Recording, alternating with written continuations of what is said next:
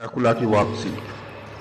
लेखक संदीप सावंत। चित्रांकन कदम स्टूडियो।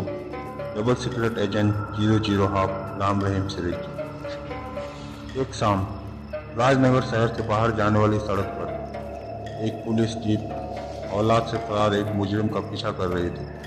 रुक जाओ जग्गा, वरना गोली मार दूंगा। फट फट फट। ये तो रुकने का नाम ही नहीं ले रहा। मुझे इस पर गोली चलानी होगी। उफ, उफ, उफ। मगर नीचे गिरते ही जग्गा किसी कुशल नक की भांति उछल उठ खड़ा हुआ और अरे ये तो भाग लिया। इंस्पेक्टर और हवलदार ने जग्गा का पीछा किया। मैं कहता हूँ रुक जाओ जग्गा, तुम बच नहीं सकते। फिर जग्गा को न रुकते देख, अगर मैं उन खड्डरों में पहुंच जाऊं तो मेरी जान बच सकती है। सुअर, तू मेरे हाथ से बचकर नहीं जा सकता। अगले पल इंस्पेक्टर ने जगह की टांग का निशाना साधा और आह, मगर गोली लगने के बावजूद भी जगह भागता रहा। राम सिंह तो घायल हो चुका है, वो ज्यादा दूर नहीं जा सकेगा। जैसे जगह खंडहरों में प्रवेश हुआ, आहा, अब शायद बच जाऊं। कुछ देर बाद खंडहर के भीतर, राम सिंह तुम उस तरफ देखो, मैं इस तरफ देखता हूँ। Okay sir. फिर दोनों जगह को खोजने के लिए विपरीत दिशा की ओर बढ़ गए। थोड़ी देर बाद कमाल है, उसे जमीन खा गई या अभी आह बचाओ। ये तो हवलदार राम सिंह की आवाज है, लेकिन उसे क्या हुआ है? कहीं जग्गा ने तो उस पर हमला नहीं कर दिया? जरूर यही बात होगी। बचाओ। उधर नहीं नहीं, छोड़ दो मुझे।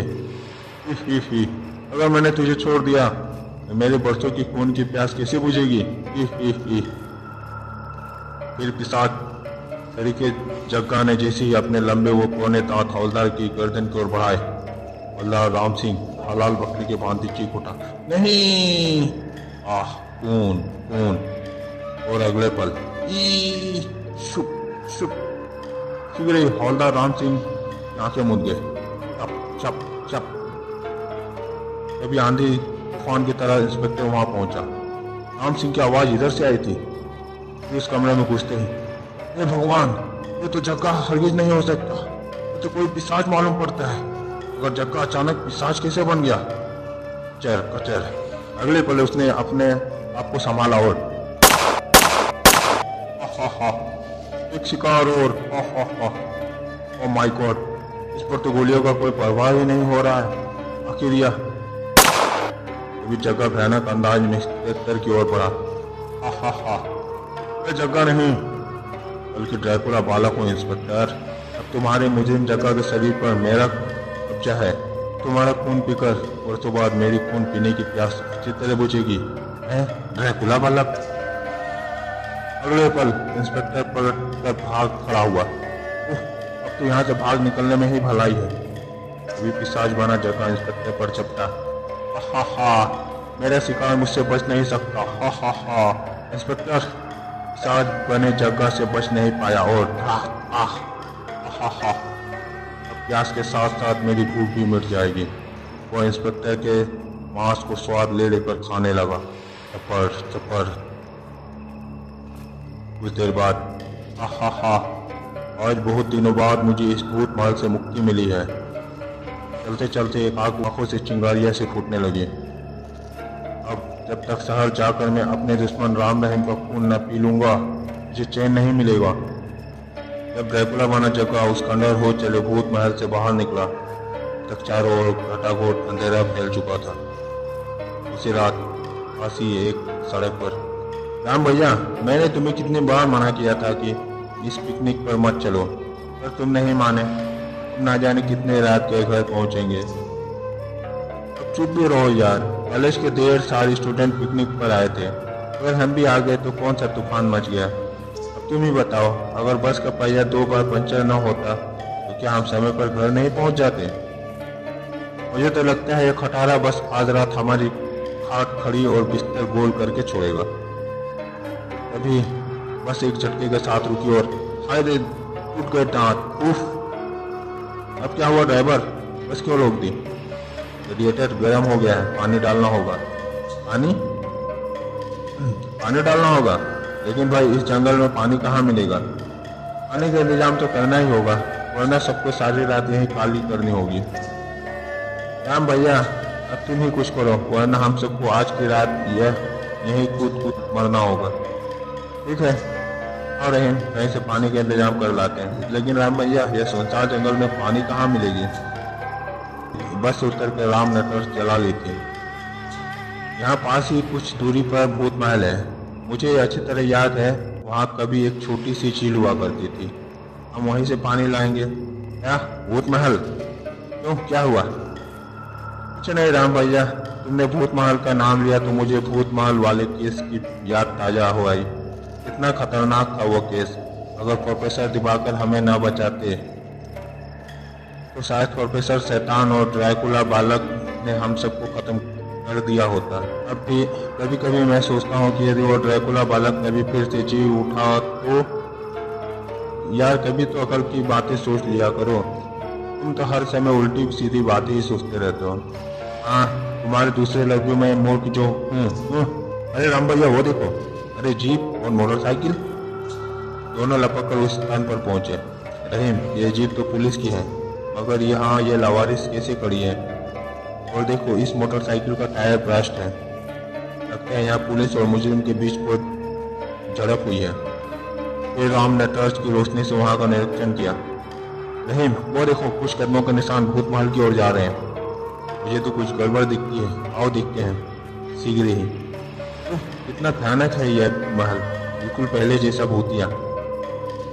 कुछ देर बाद भूत महल में प्रवेश हो जब वो एक कमरे में पहुंचे। क्या खुदा, गॉड, लगता है कातिल कोई बहुत ही क्रूर आदमी रहा होगा। नहीं रहीम, ये काम किसी इंसान का नहीं हो सकता। कोई भी इंसान चाहे कितना भी क्रूर क्यों ना हो, लेकिन इस तरह हड्डिया से मांस नोच कर नहीं फेंक सकता। तो फिर यह काम किसका हो सकता है? ठहरो, मालूम करने की कोशिश करता हूँ। राम ने टॉर्च की रोशनी से बारीकी से लाशों का मुआयना किया। तत्पश्चात, मुझे तो यह काम ड्रैकुला बालक का लगता है। रहीम, क्या कहा? यह काम ड्रैकुला बालक का है? हाँ, ये देखो, इसकी गर्दन पर 2 दांतों के निशान हैं। लगता है ड्रैकुला बालक फिर से जी उठा। आए, अब हम क्या करें? आओ, उसे इस भूत महल में तलाश करते हैं। कुछ देर की तलाशी के बाद जब ड्रैकुला बालक नहीं मिला तो लगता है ड्रैकुला बालक अपनी खूनी प्यास बुझाने इस भूत महल से बाहर निकला है। ओह, तभी राम के दिमाग में एक अनय विचार उभरा। रहीम, अगर कहीं ड्रैकुला बालक कॉलेज बस तक पहुंच गया होगा तो गजब हो जाएगा। Oh no!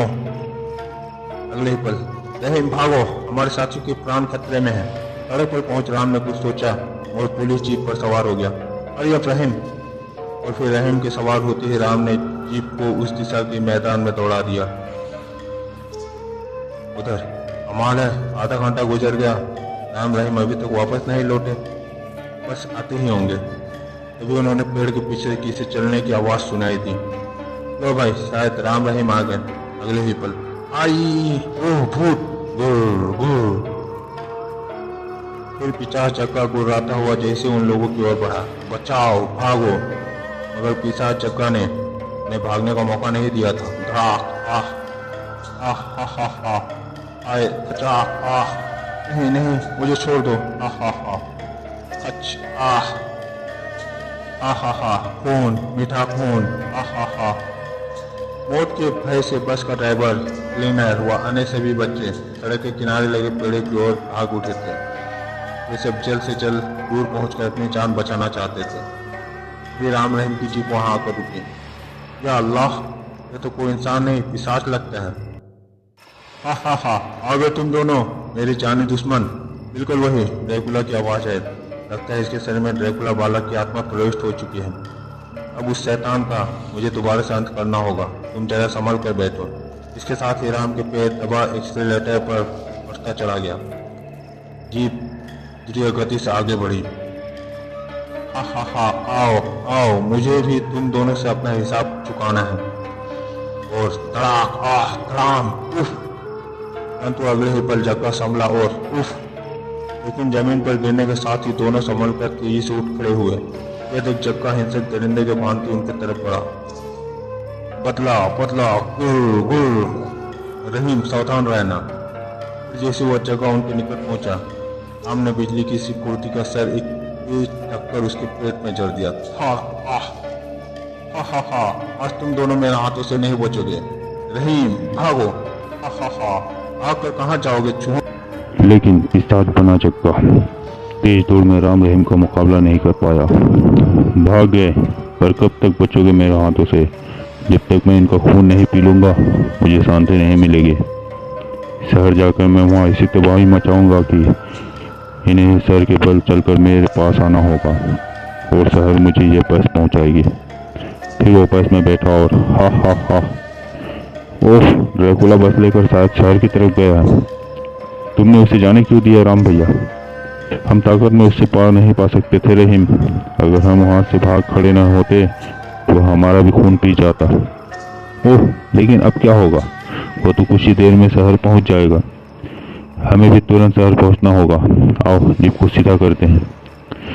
ईश्वर करे जीप का इंजन और कर्पुर्जे ठीक ठाक हो, वरना मुश्किल हो जाएगी कुछ देर बाद। शुक्र है जीप को कोई क्षति नहीं पहुंची।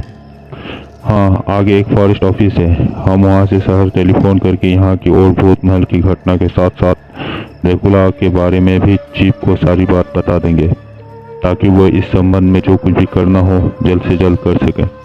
जल्द ही। व्हाट? ड्रैकुला बालक फिर से जीवित हो उठा? यस चीफ, और वो कुछ ही देर में बस नंबर DPP 167 द्वारा शहर में प्रवेश करने वाला है। आप तुरंत ही उसे रोकने का प्रबंध कीजिए, वरना अनर्थ हो जाएगा। ओह। फिर राम से संबंधित विच्छेद करने के पश्चात चीफ मुखर्जी ने किसी अधिकारी से फोन पर संपर्क किया और उसे आवश्यक हिदायत देने लगे। यस, शहर की जंगल वाली सीमा पर सुरक्षा व्यवस्था कड़ी कर दो। बस नंबर DBP 167 के ड्राइवर को देखते ही गोली मार दो। और सुनो, शहर में सभी लोगों को सूचित कर दो कि एक शैतान शहर में घुसने वाला है। कोई घर से बाहर ना निकले। Okay sir. कुछ ही देर में शहर में एक भयानक शैतान जो कि ड्रैकुला बालक है प्रवेश करने जा रहा है। आप सबसे निवेदन है कि आप अपने घरों से बाहर ना निकले और अपने घरों के खिड़की दरवाजे अच्छी तरह बंद कर ले। धन्यवाद। ड्रैकुला बालक के पुनर्जीवित होने की खबर सुनकर पूरे शहर में हंगामा मच गया। भागो भागो, ड्रैकुला बालक आ रहा है। हे भगवान, यह क्या हुआ? ड्रैकुला बालक की आत्मा किसी इंसान के शरीर में प्रविष्ट हो गई। अब क्या होगा? ओह गॉड, प्लीज हेल्प अस। क्या अल्लाह, इतने साल बाद वह शैतान कहाँ से आ मरा? जबकि शहर में वायद भय से कुछ दूर कुछ बदमाश इस स्थिति से फायदा उठाने की योजना बना रहे थे। बॉस, वो ड्रैकुला हमारे लिए बहुत फायदेमंद साबित हो सकता है। रंगा ठीक कह रहा है बॉस। अगर वो एक बार हमारे हाथ आ गया तो दिल्ली के जौहरी बाजार को लूटने का आपका बरसों पुराना सपना पूरा हो जाएगा। ठीक है, तुम दोनों जाओ और ड्रैकुला का पता करके उसका पीछा करो और मौका मिलते ही उसे किडनैप करके दिल्ली वाले अड्डे पर ले आओ। Okay boss. उधर राजनगर बॉर्डर पर सब एकदम तैयार हो। ड्रैकुला किसी भी समय यहाँ पहुँच सकता है। अभी सर, सामने से तो बस आ रही है। सब अपनी अपनी गनें संभाल लो। ओह, इतने सिपाही। इसका मतलब है मेरे स्वागत का इंतजाम पहले से ही हो चुका है। फिर जैसे ही बस गोलियों की रेंज में आई। क्या वही बस है? हाँ यार, अगले ही पल। लेकिन बस को गोलियों को बौछार के बीच में सुरक्षित अपनी तरफ आते देखकर सभी बुरी तरह बौखला उठे। बच्चों, वो सीधी हम पर ही चढ़ी चली आ रही है। लेकिन इससे पहले कि कोई बच पाता, धड़ाक, आह, ऊह, नहीं, आह, ई, आह, हा हा हा, धड़ाक, आह, हाय, आह। चारों तरफ मरघट का सन्नाटा छाते ही वह बस से नीचे उतरा। हा हा हा, खून, मांस, चारों तरफ खून ही खून, मांस ही मांस, मांस ही मांस। कितना मजा आएगा अब भूख और प्यास मिटाने में। और फिर वो वहाँ चारों तरफ फैले खून से अपनी प्यास बुझाने लगा। चप चप। अपनी भूख और प्यास मिटाने के पश्चात वो किसी शराबी के समान झूमता हुआ शहर की ओर चल दिया। और जब राम रहीम बॉर्डर पर पहुंचे, उफ, यहाँ का दृश्य देखने से ही पता लगता है कि उस दरिंदे ने ये सब हत्या कितनी नहुंसता से की होगी। इसका मतलब ड्रैकुला शहर में प्रवेश कर चुका है। शहर में भी तबाही निश्चित है। ड्रैकुला को रोकना बहुत जरूरी है रहीम, पर कैसे? राम जीप को आगे बढ़ाता हुआ बोला। ड्रैकुला को अब केवल एक ही व्यक्ति रोक सकता है रहीम, और वो है प्रोफेसर दिवाकर। लेकिन हम प्रोफेसर दिवाकर को अब कहाँ ढूंढेंगे राम भैया? वह तो साधु हो गए थे। अगर ड्रैकुला को ख़त्म करना है तो हमें प्रोफेसर दिवाकर को ढूंढना ही होगा और उन्हें ढूंढने में चीफ हमारी मदद कर सकते हैं। कुछ देर बाद राम रहीम चीफ मुखर्जी की कोठी में थे। यस चीफ, ड्रैकुला को समाप्त करने के लिए हमें प्रोफेसर दिवाकर को खोजना ही होगा। लेकिन प्रोफेसर दिवाकर ही क्यों? क्या किसी अन्य वैज्ञानिक से काम नहीं चल सकता? नो सर, ड्रैकुला वालों को डॉक्टर शैतान ने तैयार किया था और डॉक्टर शैतान को सारी वैज्ञानिक विद्या और प्रोफेसर दिवाकर ने ही सिखाई थी। इसलिए सिर्फ वही जानते होंगे कि ड्रैकुला वाला कैसे समाप्त किया जा सकता है। ओह, लेकिन मेरी समझ में ये नहीं आया कि आज जब डॉक्टर शैतान जीवित नहीं है फिर उस ड्रैकुला को किसने और कैसे जीवित कर दिया? चीफ, बस यही एक ऐसा रहस्य है जो अभी तक हमारी भी समझ में नहीं आया, परंतु मुझे पूरा विश्वास है कि प्रोफेसर दिवाकर के मिलने के बाद हम सारा रहस्य समझ सकते हैं।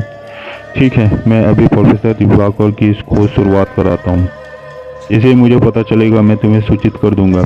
वैसे मैंने तीनों घटना स्थलों पर पुलिस फोर्स को रवाना कर दिया है। या आपने अच्छा किया है चीफ। अब हम चलते हैं। आजकल मम्मी डैडी शहर से बाहर गए हुए हैं, इसलिए हम यहाँ से सीधे ड्रैकुला वाले की खोज में ही निकलेंगे। फिर राम रहीम एक टैक्सी पकड़कर बाकी की सारी रात ड्रैकुला की खोज में शहर का चक्कर लगाते रहे और अंत में वह हताश हो अपने कक्ष में आकर सो गए। सुबह ट्रेन ट्रेन ओह, शायद चीफ का फ़ोन है। Hello, Ram speaking. राम, मैं चीफ बोल रहा हूँ। ओह, गुड मॉर्निंग चीफ, कहिए कैसे याद किया? प्रोफेसर दिवाकर के बारे में कुछ जानकारी मिली है, सुनो। फिर चीफ उधर से राम को कुछ बताने लगे। सब कुछ सुनने के बाद, ओके चीफ, मुझे उम्मीद है कि अब हम ड्रैकुला को ख़त्म कर सकते हैं। राम फ़ोन रखकर जैसे ही पलटा। किसका फ़ोन था राम भैया? चीफ अंकल का। अब जल्दी से तैयार हो जाओ, हमें 9 बजे की ट्रेन से दिल्ली के लिए रवाना होना है। दिल्ली जाना है? मगर क्यों? प्रोफेसर दिवाकर का पता मिल गया है, वह दिल्ली में है। सच? हाँ, प्रोफेसर दिवाकर इस समय अपने एक शिष्य महरौली स्थित फार्म हाउस पर ठहरे हुए हैं। ओह, समझा। मैं अभी तैयार होता हूँ। तभी तुम दिल्ली कभी नहीं पहुँच पाओगे। कहा कौन?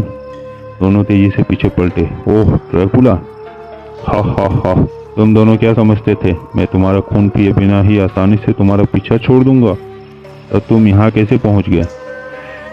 ड्रैकुला ने झपट कर रहीम का गर्दन थाम ली। हा हा हा, आत्मा को कहीं भी आने जाने से कोई नहीं रोक सकता। अब तुम दिल्ली नहीं यमपुरी जाओगे। आह, राम बचाओ। उफ, अगर मैंने जल्दी कुछ न किया तो ये रहीम को मार डालेगा। फिलहाल इस कुर्सी से काम चलाऊं, अगले ही चल। तड़ाक, आह। और इससे पहले कि ड्रैकुला संभल पाता, तड़ाक, आह। राम, उफ, रहीम भागो। फिर दोनों ने खिड़की से बाहर छलांग लगा दी। छनाक छनाक। सीधे रेलवे स्टेशन की तरफ भागो। ट्रेन छूटने में लगभग 10 मिनट ही रह गए हैं।